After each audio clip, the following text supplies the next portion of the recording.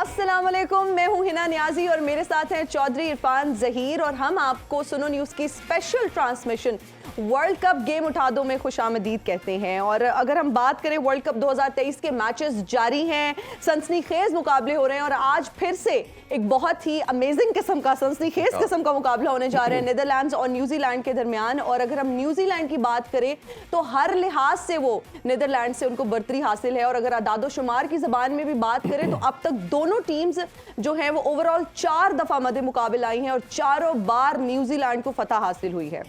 बिल्कुल ऐसे ही ना। अगर हम देखें तो कल हमने देखा कि तमाम टीम्स एक एक मैच खेल चुकी है और ओबियसली 5 टीमें विक्टोरियस आई, 5 हारी। बट अभी ऐसा नहीं है, अभी बहुत अर्ली है, अभी ग्रेजुअली टीम अच्छा खेलेंगी भी। जो हारी हैं वो भी अपने कॉम्बिनेशन को चेक करेंगी। और हर टीम ने ऑलमोस्ट 9 मैचेस खेले हैं और ये 45 मैचेस का वर्ल्ड कप है। अभी तो बहुत उतार चढ़ाव आएंगे और बड़े हमें अपसेट भी देखने को मिलेंगे। मेरा ख्याल है आगे बढ़ते हैं अपने पैनल की तरफ। हमें जैसे सब मालूम है कि हमारा जो पैनलिस्ट है वो ओबियसली पूरा वर्ल्ड कप हमारे साथ रहेगा। और पाकिस्तान की अगर हम कहते हैं कि सबसे बड़ी ट्रांसमिशन है वो इसी वजह से है कि ये लोग हमारे साथ हैं। सबसे पहले बड़े तो हमारे पाकिस्तान के राजा, सुनो फैमिली का हिस्सा, one and only Ramiz Hassan Raja. अस्सलाम वालेकुम रमीज भाई। शुक्रिया।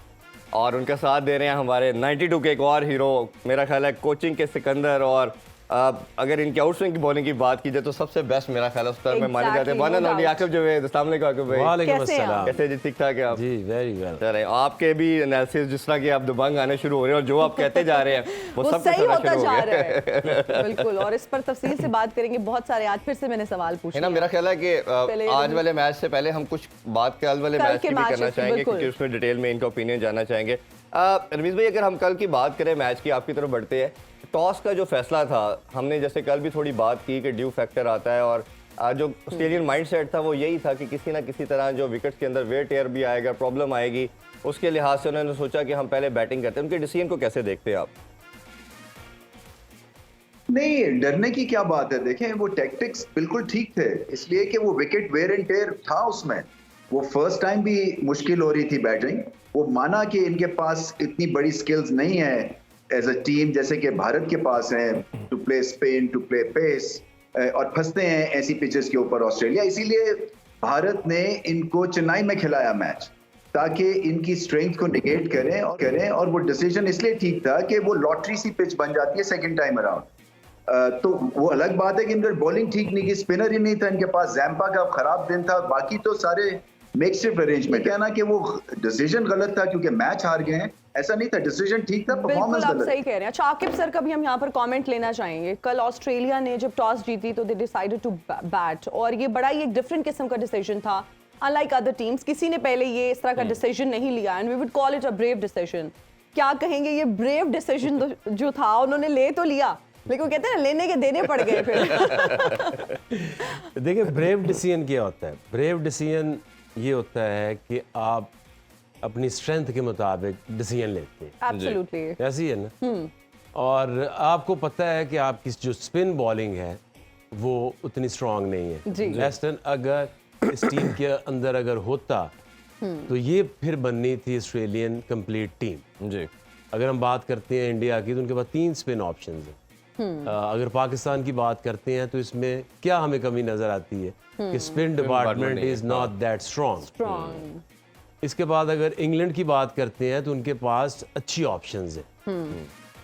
इंडिया में आप खेलने आए हैं और आपकी अगर स्पिन बॉलिंग जो है वो अगर इतनी मजबूत नहीं है, एक स्पिनर के साथ आए हैं तो इट मीन्स कि देयर इज समथिंग रॉन्ग जी। जो टीम सिलेक्शन है उसके ऊपर क्वेश्चन मार्क बनता है। जब आप मैच खेलने जाते हैं ना, देखें तो क्या चीजें आप देखते हैं। एक तो देखते हैं कि ऑपोजिशन की स्ट्रेंथ क्या है, फिर देखते हैं कि वो पिच किस तरह की है, फिर आप ये देखते हैं कि वहाँ पे मौसम किस तरह का है जी। फिर देखते हैं कि उसमें ड्यू फैक्टर क्या है। पूरे टूर्नामेंट इसमें गुजर जाते हैं। 90% एट टाइम्स पिछला वर्ल्ड कप जो हुआ T20 उधर यूएई के अंदर पूरा ऐसे था, पूरा टॉस में गुजर गया। हमने देखा कि PSL एक पूरा सीजन इसमें गुजर गया। बिल्कुल ऐसे ही। तो जो मैनेजमेंट होती है उसका काम ये होता है कि आपने ये देखना है कि क्या है एनवायरनमेंट।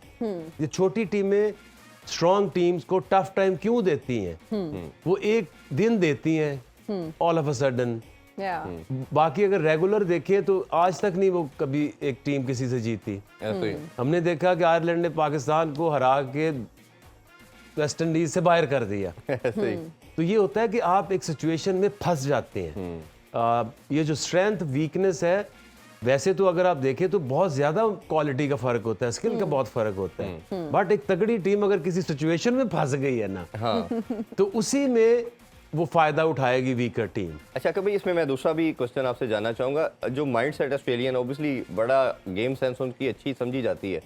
आपके ख्याल में क्या साउथ अफ्रीका वाली चीज़ भी उनके माइंड में हो सकती है कि हम एक बड़ा टोटल लगा दें? वेट एयर की तो चले समझ आ रही है हमें, ड्यू फैक्टर भी उन्होंने निकाल दिया माइंड से।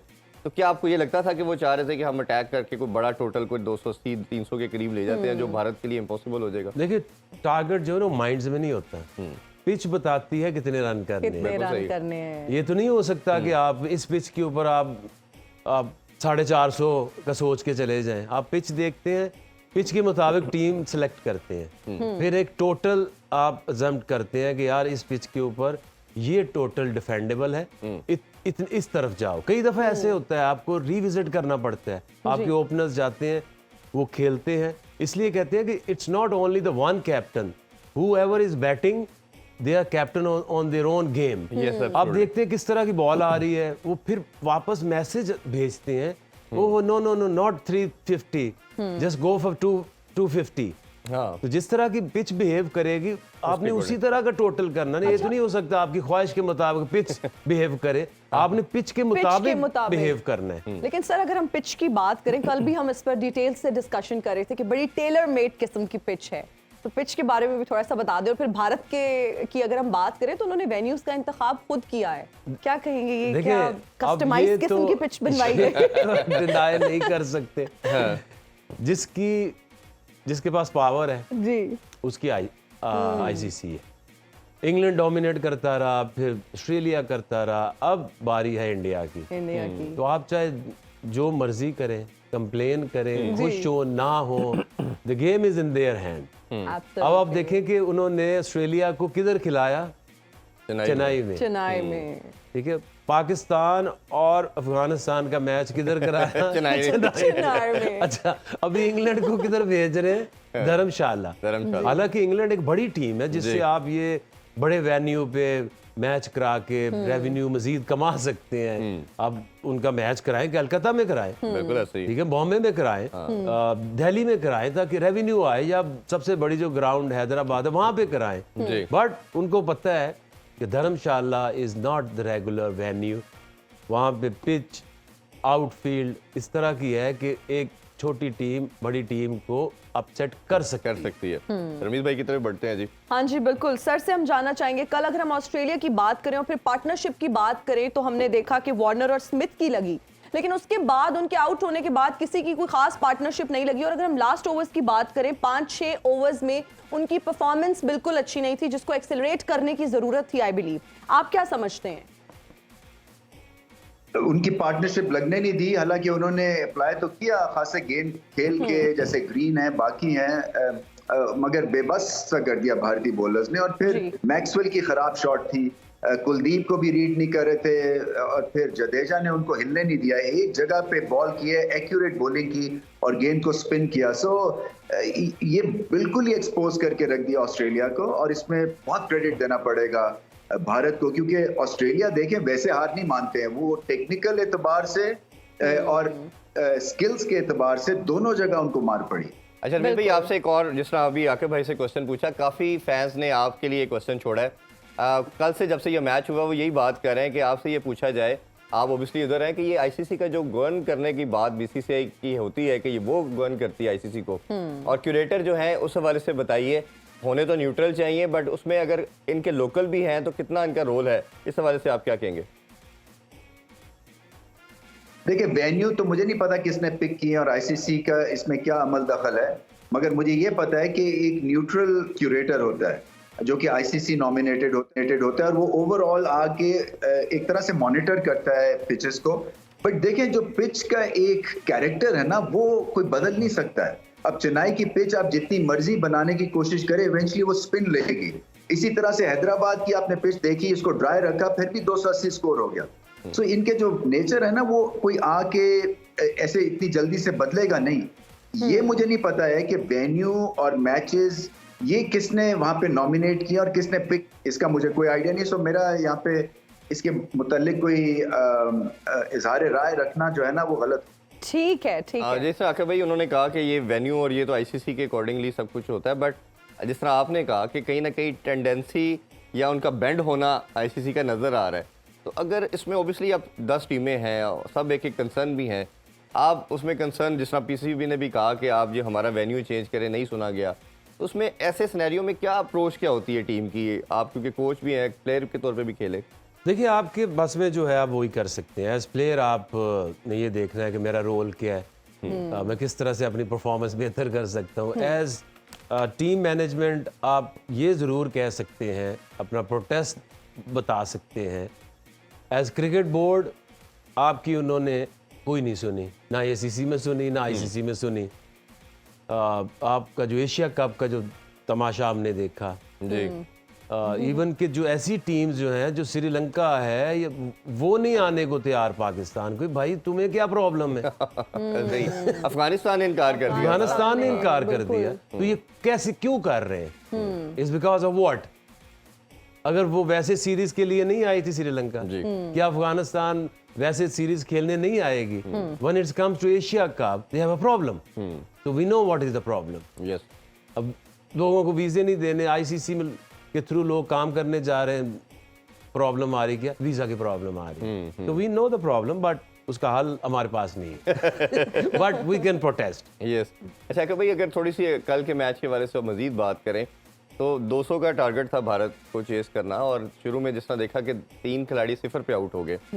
शुभमन गिल की कैप्टन्स के वाले से भी जरूर बताइए, और जिस तरह ऑस्ट्रेलियन बॉलर को पता था कि चले हमने न्यू बॉल के साथ अगर विकेट्स ले लेते हैं तो ये हमारे लिए बड़ा क्रूशियल साबित होगा, बट उसके बाद जब स्क्वैश ड्रॉप हुआ और उसके बाद जो एक मोमेंटम बनाया कोहली ने और केएल राहुल ने, फ्लॉलेस कहना चाहिए इनिंग्स खेली। अब ऑस्ट्रेलियन के लिहाज से अब एक स्पिनर की भी आपने बात की, अप्रोच की बताएं, अब क्या इनके माइंड में होगा कि हम तो स्पिनर के बगैर आ गए हैं, अब क्या करेंगे हम इधर? देखिए, बात यह है कि ये तो एक मैच था, इसमें स्पिनर की, एक्स्ट्रा स्पिनर की ज़रूरत थी।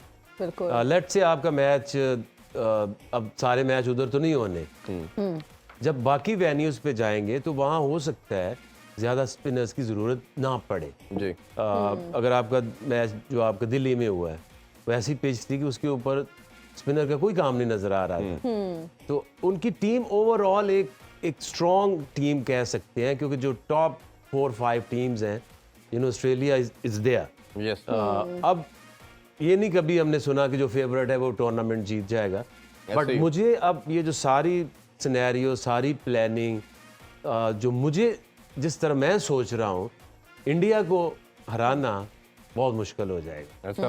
यस। अच्छा, वैसे माइकल एथर्टन की कल मैंने ट्वीट देखी, उन्होंने कहा जी ये पहली दफ़ा मुझे लग रहा है कि पाकिस्तान भारत को वर्ल्ड कप में शिकस्त दे देगा, तो आपके ख्याल में ये उन्होंने हाइप बनाई है इसकी या उनका भी काम ख्याल किया है? देखिए, बात तो उस दिन नासिर हुसैन कह रहे थे कि पाकिस्तान नेदरलैंड से आ जाएगा, जीतेगा। बिल्कुल। अब ये साहब कह रहे हैं, एथर्टन कह रहे हैं कि पाकिस्तान इंडिया से जीत जाएगा। जी। देखिए, कभी ना कभी तो होगा, ये तो कभी जिंदगी में होना है। आने वाले सालों में भी शायद हो जाए। हमारी जिंदगी ये चाहते हैं कि हमारी जिंदगी में हो। हमारी आंखें भी ये देखें बिट्टी। इसकी ना मैं बड़े बड़े लोगों से, साइकोलॉजिस्ट से जी, लोगों से बात की, मुझे गाइड तो करो कि ये साउथ अफ्रीका कब ऐसा टाइम आएगा कि किसी क्रूशियल क्रंच डिसाइडर में ये लाइन क्रॉस कर जाएंगे। वो लॉट भी बदल जाती है। ऐसे ही है। ठीक है, वो जो 92 या उसके 96 में जो लोग थे वो नहीं खेल रहे। एग्जैक्टली। उनके नई जनरेशन आई है, रिजल्ट वही है, हमारा भी वही है। हम 90s में 4 साल जो बगैर वर्ल्ड कप के उनको 90% हराते थे, 95% जी, हर मैच जीते थे। और जब वर्ल्ड कप में जाते हैं, अब 92 में 223 रन हमसे नहीं हुए सिडनी में। बिल्कुल ऐसे ही है। इसी तरह से कुछ चीज़ें ऐसी हैं कि न्यूजीलैंड कभी वर्ल्ड कप जीतेगा? या पाकिस्तान इंडिया से वर्ल्ड कप में मैच जीतेगा। हम तो ये दुआ भी करते हैं, उम्मीद भी करते नहीं तो हैं। हर साल हम करते हैं, हर दफा करते हैं, लेकिन इस दफा इस दफा ये कि पाकिस्तानियों के साथ साथ आर्थरटन भी मिल गए। वो मिल गया। हाँ जी, उनका ओपिनियन भी शामिल हो गया। नाज़रीन अभी बिल्कुल जी, अभी लेंगे एक ब्रेक, हाजिर होंगे ब्रेक के बाद। देखते रहिए वर्ल्ड कप गेम उठा दो।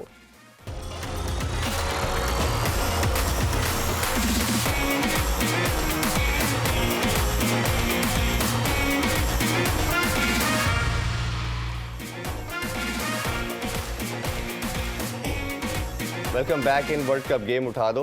अरविंद भाई आपकी तरफ बढ़ते हैं, थोड़ा ऑस्ट्रेलिया के हवाले से मजीद अगर बात करें तो हमने देखा कि उनका जो अटैक, पेस अटैक की बात करें, ये उनकी स्ट्रेंथ भी है। बट जिस तरह अभी आकिब भाई से भी हमने डिस्कस किया, स्पिन डिपार्टमेंट उनका बहुत वीक है, वल्नरेबल है। आपको क्या लगता है कि अब एक स्पिनर के साथ आना, वर्ल्ड कप जैसा बड़ा इवेंट, और अगर उन्होंने सोचते तो डेफिनेटली होंगे कि हमने नेथन लाइन को ना शामिल करके कितनी बड़ी मिस्टेक की, क्योंकि जाम्पा जो हैं वो T20 के तर्ज की बॉलिंग करते हैं, with in the stump bowling करनी, रन्स रोकते हैं। बट अगर बड़ी ब्रेक की बात करें तो वो उनके बस का बात लगता है, इन पिचेस पे शायद मुश्किल हो जाएगा। कैसे देखते हैं आप इसको?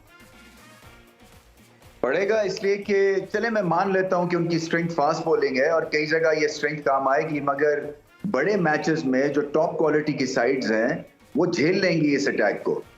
अब साउथ अफ्रीका वर्सेस ऑस्ट्रेलिया जो है, अगर आप मुझे ये पूछें कि स्टार्क जो है वो 6 विकेट ले जाएंगे ऑन अ गुड डे, शायद वो की आउटसाइड चांस है, मगर ऐसा होना जो है वो मुमकिन उसका बहुत कम है, क्योंकि वो साउथ अफ्रीका पेस को अच्छा खेलते हैं। तो ये मैदान में और वर्ल्ड कप में आना एक ऐसे कप्तान के साथ जिन्होंने इससे पहले सिर्फ 4 ODIs में कप्तानी की, एक ऐसी टीम यहाँ पे लेके आना जिसकी स्ट्रेंथ फास्ट बॉलिंग या मीडियम फास्ट बॉलिंग या फास्ट मीडियम बॉलिंग आप कह लें, क्योंकि कमिंस जो है वो 130s में गेंद करते हैं। इसी तरह से जो दूसरे फास्ट बॉलर हैं वो भी मार्शल स्टार्क के सारे मीडियम पेस बॉलिंग करते हैं। तो ये भी नहीं है कि रन थ्रू करने वाला कोई 150 की स्पीड का बॉलर है, तो इनको मार पड़ेगी।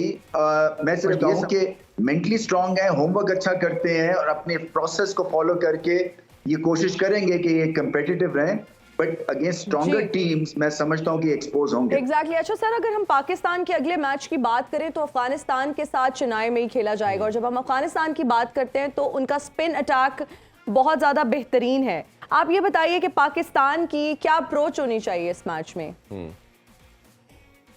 पड़ेगा इसलिए कि चले मैं मान लेता हूं कि उनकी स्ट्रेंथ फास्ट बॉलिंग है और कई जगह ये स्ट्रेंथ काम आएगी, मगर बड़े मैचेस में जो टॉप क्वालिटी की साइड्स हैं वो झेल लेंगी इस अटैक को। अब साउथ अफ्रीका वर्सेस ऑस्ट्रेलिया जो है, अगर आप मुझे ये पूछें कि स्टार्क जो है वो 6 विकेट ले जाएंगे ऑन अ गुड डे, शायद वो की आउटसाइड चांस है, मगर ऐसा होना जो है वो मुमकिन उसका बहुत कम है, क्योंकि वो साउथ अफ्रीका पेस को अच्छा खेलते हैं। तो ये मैदान में और वर्ल्ड कप में आना एक ऐसे कप्तान के साथ जिन्होंने इससे पहले सिर्फ 4 ODIs में कप्तानी की, एक ऐसी टीम यहाँ पे लेके आना जिसकी स्ट्रेंथ फास्ट बॉलिंग या मीडियम फास्ट बॉलिंग या फास्ट मीडियम बॉलिंग आप कह लें, क्योंकि कमिंस जो है वो 130s में गेंद करते हैं। इसी तरह से जो दूसरे फास्ट बॉलर हैं वो भी मार्शल स्टार्क के सारे मीडियम पेस बॉलिंग करते हैं। तो ये भी नहीं है कि रन थ्रू करने वाला कोई 150 की स्पीड का बॉलर है, तो इनको मार पड़ेगी। मैं सिर्फ ये समझता हूँ कि इतनी स्ट्रांग है, होमवर्क अच्छा करते हैं और अपने प्रोसेस को फॉलो करके ये कोशिश करेंगे कि ये कंपेटिटिव रहें, बट अगेंस्ट स्ट्रॉन्गर टीम्स मैं समझता हूँ कि एक्सपोज होंगे। जी आके भाई आपकी तरफ बढ़ेंगे। हमारा जो अफगानिस्तान के, जैसे हिना ने रमीज भाई से पूछा कि अब उनका मसला ये है कि हमारी जितनी भी रिसेंट पास में क्रिकेट खेली है, हमारे जो बैटर हैं वो ऑफ द हैंड रीड नहीं करते स्पिनर को, खासतौर पे राशिद और मुजीब। राशिद की खासतौर पे पर्टिकुलरली जितनी तेज़ वो बॉल करते हैं, उनको तो हाथ को रीड करना वैसे ही मुश्किल है। बट ऐसा कोई अगर आप बैट्समैन जो पिच से रीड करते हैं, जिसमें हम सलमान अली आगा देखा, हमने इफ्तिखार देखा, हमने रिजवान देखा, बाबर इवन देखा, सब स्ट्रगल करते हुए नजर आए। सिर्फ हमें क्वालिटी अगर बैटिंग नजर आती है तो साउशकील की नजर आती है कि जो हैंड से रीड करके पिच से रीड नहीं करते, सक्सेसफुल है। कैसे देखते हैं इस चीज़ को, और ख़ास तौर पे चेन्नई की विकेट पे? देखिए, अगर जब बांग्लादेश और अफगानिस्तान का मैच हुआ तो हमने यही बात की कि बांग्लादेशी जो स्पिन अटैक है जी वो बहुत बेहतर है, और जो प्रॉब्लम है अफगानिस्तान बैटर्स की वो स्पिन बॉलिंग के अगेंस्ट या 150 यस पेस और स्पिन दोनों पे ये फंसते हैं। मीडियम पेसर्स और नॉर्मल स्पिनर्स के अगेंस्ट वो हाँ। सरवाइव कर जाते हैं। When it's come to Pakistan spin bowling तो उसमें कोई थ्रेट नहीं है। तो उनकी जो बैटिंग है वो इतनी ज़्यादा मुश्किल में नहीं आएगी जितनी वो बांग्लादेश के अगेंस्ट आई। तो आप ये समझ लें कि अगर आपने पहले बैटिंग की है और अगर आपने 260-70 की है तो आप ये मैच हार सकते हैं। वो बिल्कुल डरे होंगे, शाहीन से डरे होंगे, हारिस से डरे होंगे जी। अगर पाकिस्तान जीतेगा तो शाहीन और हारिस को परफॉर्म करना पड़ेगा, तेज बॉलिंग करके विकेटें लेनी पड़ेंगी। टॉस भी मेरा ख्याल है बहुत वाइटल टॉस भी होगा, वाइटल होगा, डेफिनेटली होगा, बट वो गलती नहीं करनी है पाकिस्तान को कि आप सेकंड बॉलिंग की तरफ से ले जाए। अच्छा, थोड़ा सा आज के मैच की भी अकबर भाई आपसे जानना चाहेंगे। आज हैदराबाद में खेला जा रहा है नीदरलैंड और न्यूजीलैंड के हवाले से, उस हवाले से क्या लगता है, क्या माइंडसेट होना चाहिए और टॉस जीत के क्या अप्रोच होनी चाहिए?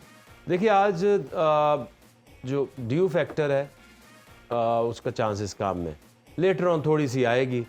9 बजे मैच तब तो वैसे ही खत्म होने की तरफ चला जाता है जी। तो आई थिंक कि आप अगेन पिच को देखें, वो पिच ऐसी नहीं है, चेन्नई नहीं है। हाँ बिल्कुल ऐसे ही। वहाँ पे आप न्यूजीलैंड को चाहिए कि पहले बैटिंग करें। जब आप इस तरह की वीकर टीम के साथ खेलते हैं जी। तो एक तो आपने ये देखना होता है कि आपने उस दिन चेज कर लिया, वेरी गुड। अब आप शुरू में बैटिंग करके फील करें कि पिच किस तरह से बिहेव करती है, अपने बैटिंग को चांस दें टू हैव एन एक्सपीरियंस, और अपने बॉलर्स को ये मौका दें कि वो डिफेंड करें। मुझे ये लगता है कि विलियमसन फिर नजर नहीं आएंगे टीम में, उनको खेलना भी नहीं चाहिए जी। बिकॉज जितना वो रिकवर करेंगे उतना बेहतर है। बेहतर आगे होगा। बड़े मैचेस भी। फर्गूसन और सऊदी उनको जरूर टेस्ट करें ताकि वो इन कंडीशंस के यूज टू हों और आगे जाके ये वही मुझे फिर नजर आ रही है कहानी जी। कि न्यूजीलैंड की टीम इतनी बैलेंस्ड है कि ये फिर सेमीफाइनल तो कंफर्म सेमीफाइनल है। तक चले आगे, लेकिन फाइनल कुछ में कहा भी नहीं जा सकता। हो सकता है कि थर्ड कंसेक्यूटिव टाइम ये फाइनल में भी नजर आ सकती है। हाँ, चले fingers crossed, let's hope for the best. नाज़रीन अभी लेंगे एक ब्रेक, हाजिर होंगे ब्रेक के बाद। देखते रहिए वर्ल्ड कप गेम उठा दो।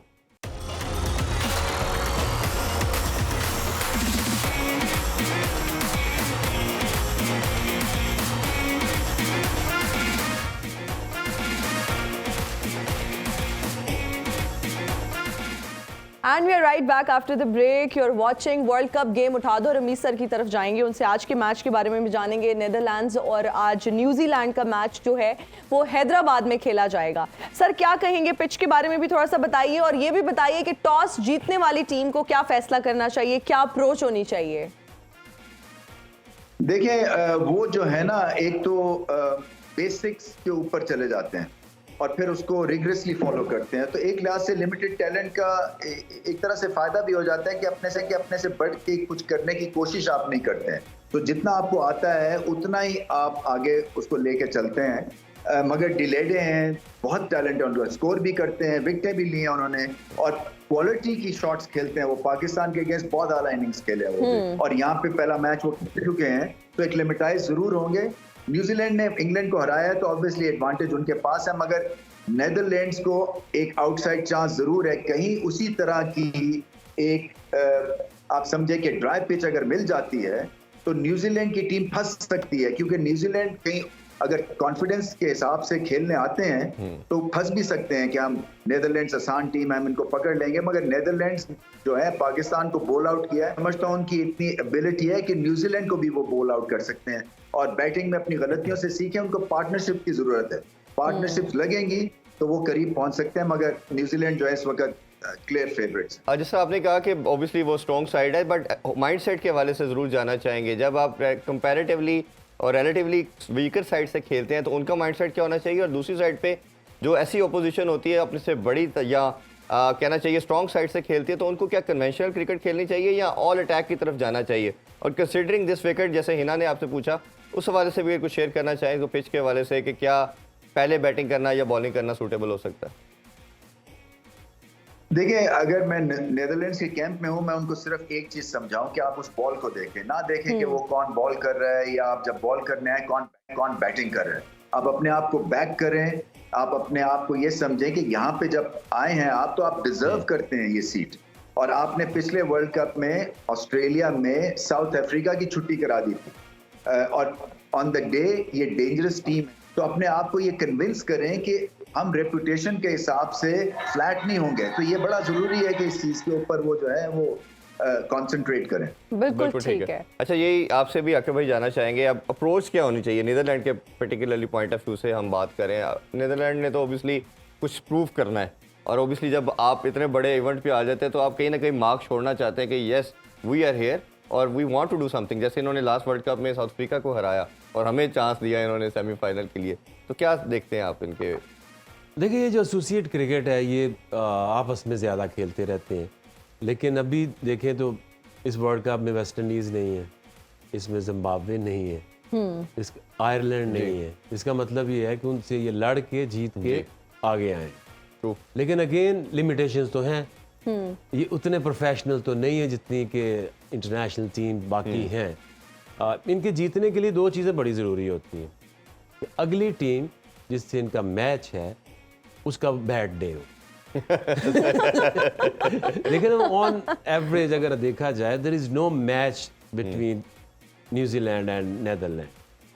अब वो कुछ ऐसी सिचुएशन हो, एक बैड डे होगा न्यूजीलैंड का और उनका एक ब्रिलियंस, एक ऐसी परफॉर्मेंस आया, डिलीडे जो है वो मार 150 ही कर। क्या खूबसूरत ये ऑलराउंडर है, इस वाले से भी very good, is very good. अब ये आपको लीग्स में भी जी लोग उसके नाम, मैं तो चाहता हूँ कि लाहौर के अंदर भी सोचे व्हाई नॉट ऐसे लोग जो हैं उनको फिर देखती हैं टीम्स और एक अच्छा टैलेंट नजर आया है।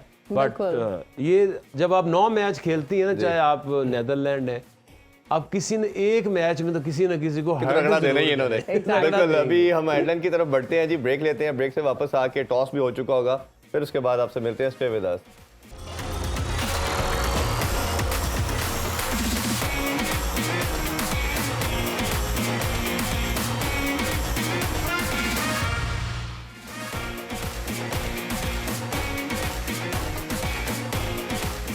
Once again welcome back in world cup game उठा दो।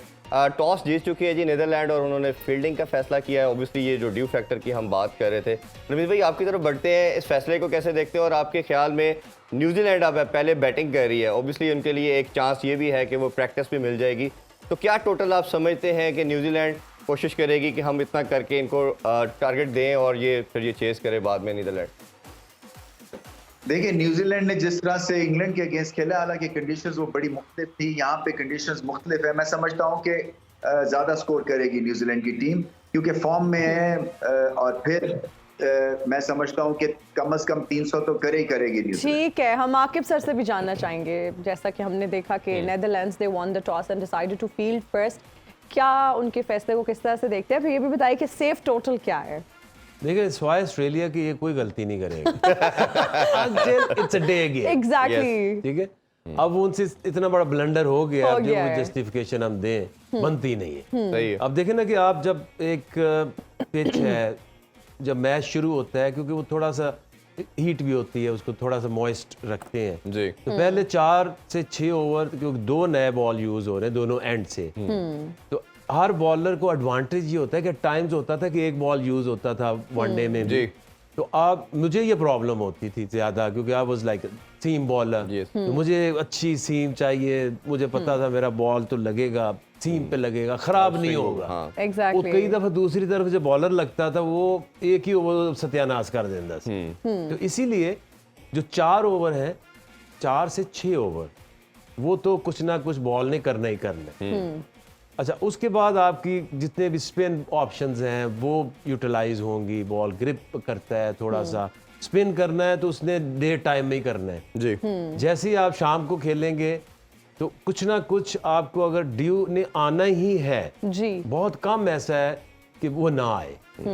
अगर वो पहले 25 ओवर में नहीं आएगी तो आखिरी जब अब डिसाइड हो रहा होता है मैच का, अगर आपने लेट से 250 किया हो या 300 किया हो, मैच जब डीप जाएगा, जब आपने डिफेंड करना है लास्ट 10 ओवर्स, उसमें आप उसको लेके भी आ गए 9 ओवर, ड्यू आ गई, फारग हो गए, तो ये तो कोई इस टीम किसी को ये सोचना भी नहीं चाहिए कि आप डिफेंड करो ऐसी कंडीशंस में कि जहाँ पे ड्यू फैक्टर आ और ऑब्वियसली मेरा ख्याल है ये बड़ा ठीक डिसीजन लिया है नीदरलैंड ने भी कि अगेन अपने आपको एक चांस दिया है कि अगर ड्यू आ जाती है सकती है। आपने एडवांटेज लेना है। हमारे खिलाफ मैच में भी आप देखेंगे उन्होंने थोड़ा वेट किया पहले 2 आउट होने के बाद कि थोड़ा स्लो खेलते रहे कि ड्यू शायद आ जाए। वो तो लकीली उस दिन ड्यू ऐसा चाहिए आई नहीं, अगर ड्यू आ जाती मैं आपको सही बता रहा हूँ, उस दिन आई नहीं है। आई नहीं। और यहाँ पे आज भी जो टेम्परेचर है, ह्यूमिडिटी है, कम चांसेस है।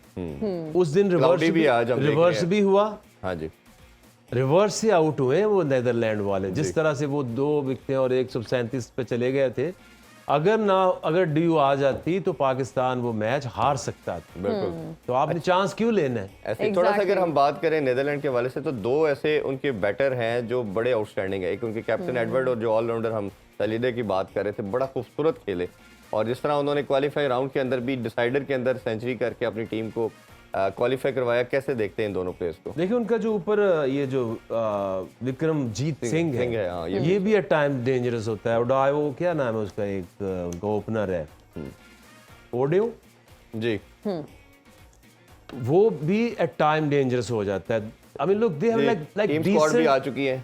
डिसेंट। ये देखें अगर हम वो वही चीज आई न्यूजीलैंड की अगर बात करें तो हमने देखा कि विलियमसन को आज नहीं रिस्क दिया गया, उन्होंने रेस्ट दिया। ऑब्वियसली वो बड़े मैचेस के लिए और उनको मुकम्मल फिट देखना चाहते हैं। बाकी समहाउ उनकी सेम साइड है। फर्गूसन का आना बड़ा अच्छा है। जी, जी, Ferguson is like one of kind bowler yes, कि जो स्पेशली एशियन टीम्स के लिए एक मुसीबत डाल सकता है। हाँ जी।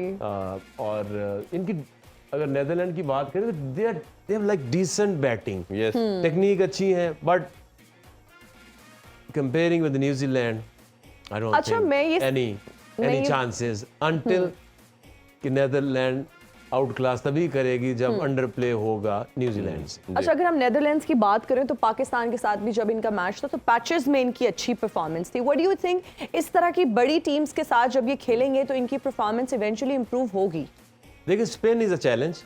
नेदरलैंड को स्पिन ट्रबल कर सकती है, क्योंकि ये जब खेलते हैं तो medium pace bowling, normal spinners, हाँ, इनको ये यूज टू होते हैं।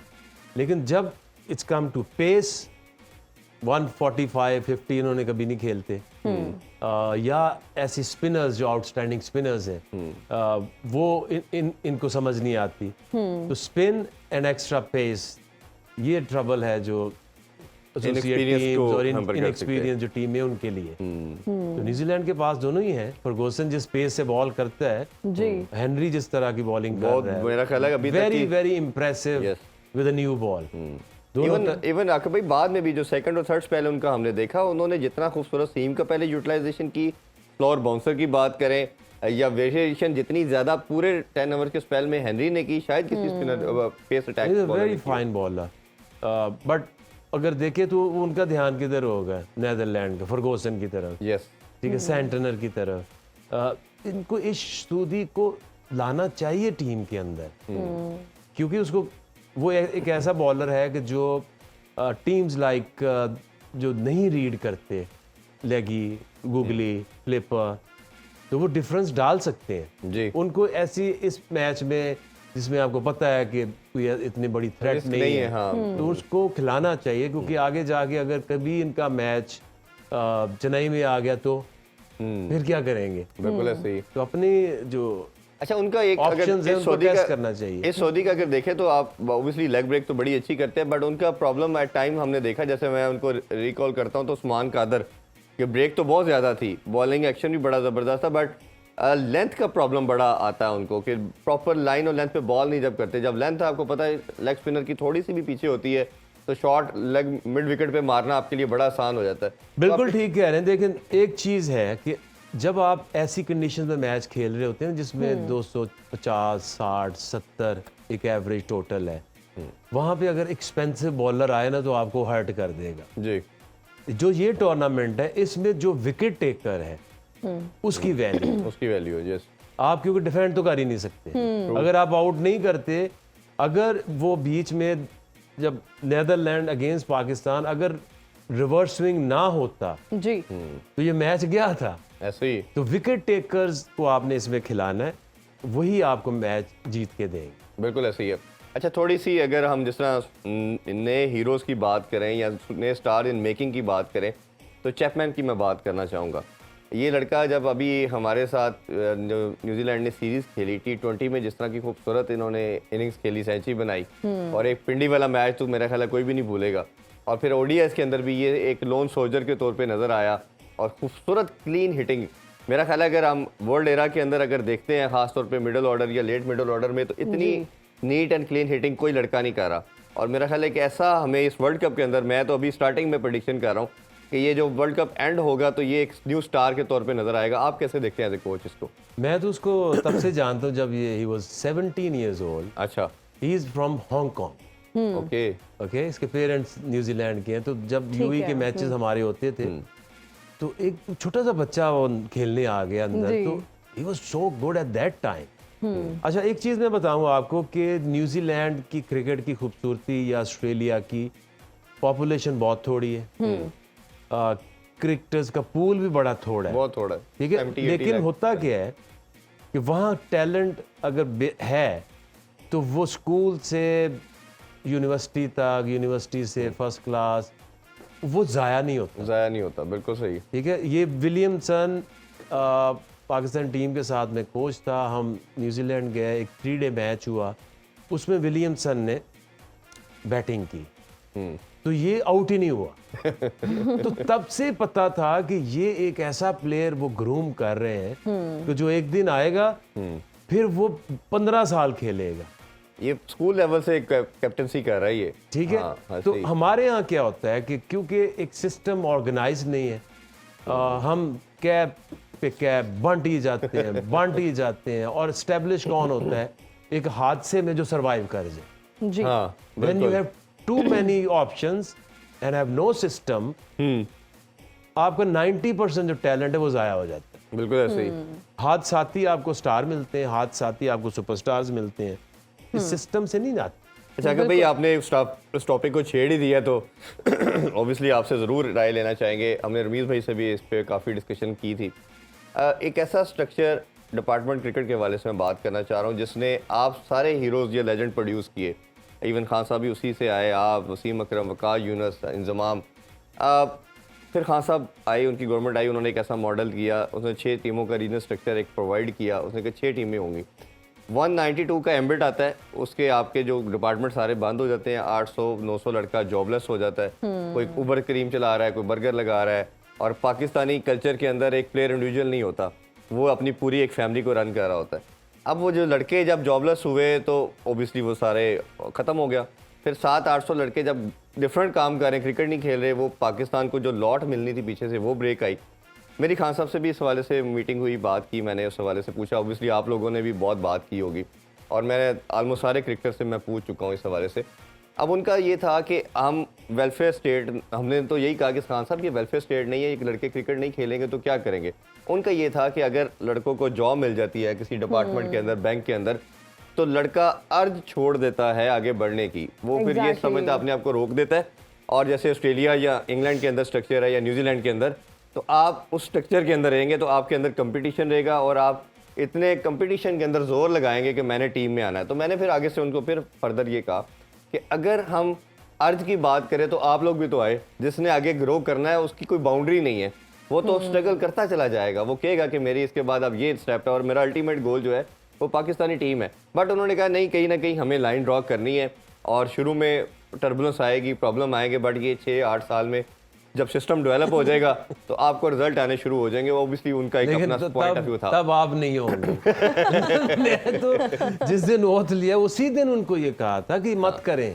अच्छा, ये नहीं हो सकता, आपकी स्टेबिलिटी है ही नहीं। आप पहले तो आप अभी है ना प्राइम मिनिस्टर, तो निकाल लें ये चेयरमैन पीसीबी जो है वो नॉमिनेट आप करेंगे, या पहले प्रेसिडेंट करता था तब बेहतर था। अगर आप देखें ना तो प्रेसिडेंट जो है उनका सिस्टम टेन्योर जो है वो ज्यादा स्टेबल है, पहले से 5 साल तो रहते ही है। तो वो बेहतर होता था। जो भी चेयरमैन आता था वो 4 साल निकाल जाता था, तो पॉलिसी आगे चल जाती थी। दूसरी बात यह है कि देखें, जिसने जो सिस्टम में नहीं है, जो इन्वॉल्व नहीं है, ये जब ये सारे क्रीम और बर्गर बेच रहे थे तो सारा लोड किधर आ रहा था? वो मेरे पास आ रहे थे कि भाईजान भूखे मर गए, अल्लाह के हाँ पास से कोई नौकरी दे दें, कुछ करा लें, मर गए। अगर खाना नहीं मिलेगा, अगर घर में खाने को रोटी नहीं होगी, तो वो प्लेयर खेलेगा कैसे? अगर किसी को आप जो डिपार्टमेंट्स करते क्या थे, वो आपको एक सेंस ऑफ सिक्योरिटी देते हैं। बिल्कुल। माँ बाप को अलाउ इसीलिए वो कर देते थे कि चल यार ये हमारे ऊपर बोझ तो नहीं है ना, अगर खेलता है तो हमसे कुछ मांगता भी नहीं है। बिल्कुल सही। 50-50 हज़ार का जूता है, एक प्लेयर को जो डाइट है वो आपको महीने की 50-60 हज़ार तो डाइट के लिए चाहिए आपको। तो लोगों की सोच क्या है पाकिस्तान में? जो क्रिकेटर है, अब आप 10 साल के बच्चे से पूछो वो क्या बनना चाहता है, he wanted to play for Pakistan. लेकिन वो एक सीढ़ी है जिसके ऊपर आपने पाँव रखना। अब सीढ़ी नहीं है तो आप ऊपर छत पे जाओगे कैसे? आपके पास खाने की रोटी नहीं है, आपके पास प्लेटफॉर्म नहीं है। खान साहब को क्या लगा, नंबर इज एवरीथिंग, अगर 6 टीमें कर देंगे तो हम ऑस्ट्रेलिया बन जाएंगे। ऑस्ट्रेलिया की 6 टीमें क्यों है? पॉपुलेशन कम है। यस। न्यूजीलैंड की वेलफेयर स्टेट भी है ना साथ। हाँ। 6 टीमें क्यों है? उनकी जितनी आबादी वो लाहौर से कम है। 70 लाख 80 लाख है प्रॉब्ली शायद। हाँ, वो उतनी तो मेरा ख्याल मरी की होगी।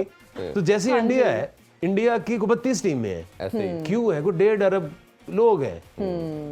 इसमें कोई ये एक लेम एक्सक्यूज है। ऑस्ट्रेलिया सबसे ज्यादा चैंपियन बना, उसकी पॉपुलेशन लाहौर जितनी है, ठीक है। उसके बाद न्यूजीलैंड जितनी दफा फाइनल में पहुंचा है, कोई टीम नहीं पहुंची। ठीक है। इंग्लैंड भी चैंपियन है जिसकी कोई 24 टीमें है। इंडिया भी चैंपियन बना है जिसकी कोई 32 टीमें है। पाकिस्तान भी चैंपियन बना जिसकी 16-18 टीमें होती हैं। तो ये इट्स नॉट अबाउट कि we want to become Australia. एक आंदा कभी इंग्लैंड असी बनना है, वही आता है हमें ऑस्ट्रेलियन बना देता है। So what's wrong with us? हम भी वर्ल्ड चैंपियन है, हम भी बिल्कुल चैंपियंस ट्रॉफी जीते, हम भी T20 वर्ल्ड कप जीते। हमारी अपनी आइडेंटिटी को क्या प्रॉब्लम है? अच्छा, कभी इसमें एक और चीज, अगर मैंने जो उनसे एक और बात कही कि अगर हाँ साहब अगर हम इसकी 2 टियर बना देते, लेट्स सपोज एक लम्हे के लिए हम इसको मानते हैं कि उनका जो विजन है बिल्कुल ठीक है और बात वो ठीक कर रहे हैं, तो हम दोनों को पैरेलल चला देते। हम कॉन्फिडेंस में बोर्ड लेता डिपार्टमेंट को कि आप भी चलेंगे, आप नीचे से ये सारा सिस्टम 2 टूर्नामेंट करा देना, एक काजिम ट्रॉफी करवा लें, एक आपको याद होगा पर्टिकुलर लीग क्रिकेट। अच्छा, मैं थोड़ी देर बात करूं जी, तो उसी को बना के आप नीचे से लड़के प्रोवाइड करते डिपार्टमेंट, और ये 6 टीमों का कांसेप्ट एक फर्स्ट ईयर के तौर पे चलता रहता, तो दोनों को पैरेलल भी चला सकते। देखिए 92 जब एस्टैब्लिश हो जाता तो फिर आप बेशक खत्म कर 92 देते। के बाद उनका क्रिकेट में इन्वॉल्वमेंट है 0। अच्छा, ठीक है। ये जितने भी आपको क्रिकेटर्स जब वर्ल्ड कप आता है तो बैठ जाते हैं टीवी के ऊपर और अपना ज्ञान देना शुरू कर देते हैं। ठीक। प्रैक्टिकली इनमें से कितने लोग हैं जो इन्वॉल्व हैं? कोई भी नहीं है।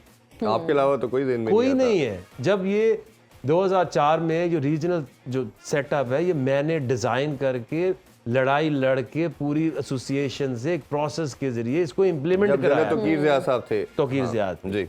उसमें क्या था, 8 रीजनल टीम्स थी और 8 डिपार्टमेंट। जब रीजन खेलते थे, डिपार्टमेंट नहीं खेलते थे। बिल्कुल ऐसे ही है। और जब आपकी एक क्रिकेट आपको बड़ा शौक है, खान साहब को 6 का था, तो आप अपनी 6 टीमों का 3 महीने में सीजन खत्म हो जाते हैं। यस। उसके बाद अगर डिपार्टमेंट खेल लेते हैं, खेलते रहते हैं। यस। हाँ। तो आपको क्या प्रॉब्लम है? मैंने कहा भी था कि आपका शौक है, आप समझते हैं 6 टीमें होंगे, हम ऑस्ट्रेलिया बन जाएंगे, लेकिन मेरी ख्वाहिश है कि हम पाकिस्तान बन जाएं। पाकिस्तान बन जाएं। 6 टीमें हैं, अगर वो खेल लेती है, टूर्नामेंट खत्म हो गया। सही है जी। उसके बाद डिपार्टमेंट खेल लें, इससे आपको क्या प्रॉब्लम? बट वो प्रॉब्लम जिद है। उन्होंने ये पिछले 20 साल से एक ही बात करते हैं। तब मुझे भी जाकिर खान ने मैसेज भेजा जब ये मैंने ये बनाया था ना रीजनल सेटअप, तो जाकिर खान ने कहा, ओ खान तेरे पे बड़ा गर्व है। मैं कहा मेरे पे क्यों गर्व है? बोले तूने डिपार्टमेंट क्यों नहीं खत्म कराए? मैं कहा मुझे लगता है कि अगर 8 टीमें रीजनल आप फोकस उसके ऊपर कर ले, अगर वो खत्म हो जाता है सीजन, उसके बाद अगर डिपार्टमेंट खेल लेते हैं, लोगों को नौकरी मिल जाती है, तो उसमें मेरा क्या जाता है? मुझे क्या प्रॉब्लम है? अभी वैसे जो पीसीबी का नया हम प्रपोजल देख रहे हैं या उनका प्लान देख रहे हैं, उसमें वो 2 इवेंट कराने की कोशिश के चक्कर में है। काइजन ट्रॉफी के बाद एक और इवेंट भी। भाईजान आपके पास कोई क्रिकेटर नहीं बचा, सारे अमेरिका जा चुके तब जा चुके सारे। ये एक और बहुत बड़ा लम्हा फिक्रिया बनता चला भाई जा रहा आप है अगर उनको कहते हो कि हमने आपको खाने को रोटी भी नहीं देनी ना नौकरी देनी है, तो वो फिर क्या भूखे मर जाएं? तो सरवाइव तो उन्होंने किसी तरह करना है। वो सारे जो यूएस जा चुके हैं या इधर मिडिल ईस्ट जा चुके हैं, यहाँ क्रिकेटर अब नहीं है।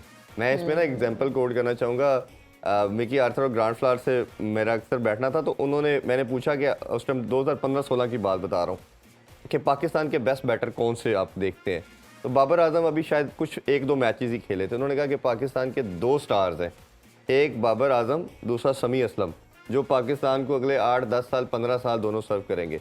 अब बाबर आजम को तो स्पेस मिल गई, उसको बनाया, उसमें कप्तान का भी, सरफराज का भी मैं बड़ा क्रेडिट देता हूँ, उसने भी उनके साथ मिल के चलाया। अब जो समी असलम बेचारा जब था, अगर उसकी बात ना करे तो मेरा ख्याल हमारे प्लेटफॉर्म अमेरिका में खेल रहे हैं। जी, अमेरिका में खेला, मैं उसे रवाने लगा था। अब वो लड़के ने डोमेस्टिक के अंदर 200 बनाए, एक मैच में शायद उसने 200 किया, नेक्स्ट इनिंग्स में उसने 100 किया। और वो मुझे लड़कों के टीममेट ने बताया, जब उसने दिल बर्दाश्ता कहाँ से हुआ, वो लड़का इतनी परफॉर्मेंस के बाद, लाहौर में पहला मैच था कायदम ट्रॉफी का, और वो जब बाहर आ रहा तो दोनों साइड उसके लिए क्लैप कर रही हैं। और कोच जो था उस टाइम, हमारी टीम का भी कोच था, उन्होंने कहा कि पहले तो अपने फैट लेवल कट कर, फिर तू सोची कि तेरा शोखाना जो हो जी, पहले तो अपने फैट लेवल कट कर। उस टाइम उमर अकमल और 6-7 ऐसे लड़के मैं गिना सकता हूँ जो उससे फिट कम थे, और वो खेल रहे थे, जिसमें शर्जील भी था और भी थे। वो बेचारा आज सुना है कि डग आउट में रोया कि जब मैं इतनी परफॉर्मेंस के बाद मेरा कोच मुझे ये कह रहा है, जो टीम का भी कोच है, कि तुम अपने फैट लेवल कट कर, तेरी जगह नहीं बनती।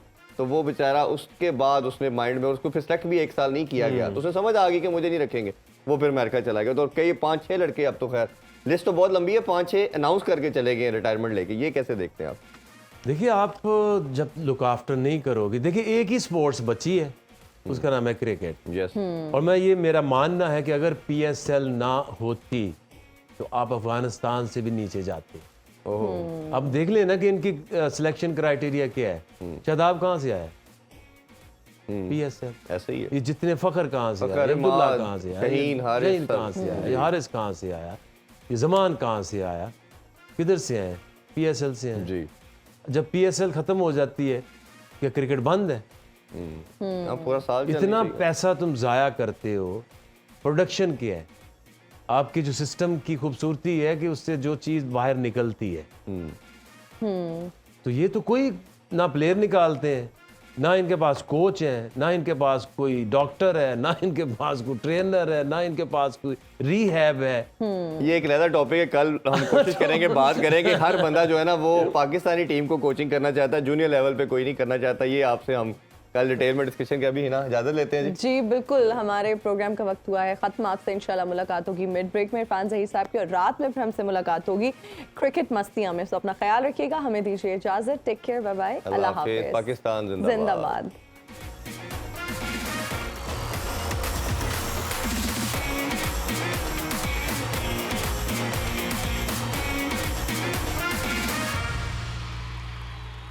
खेलों से रिलेटेड तमाम अहम खबरें और अपडेट जानने के लिए सुनो न्यूज़ के YouTube चैनल को भी सब्सक्राइब करें और बेल आइकन को क्लिक करना मत भूलिएगा।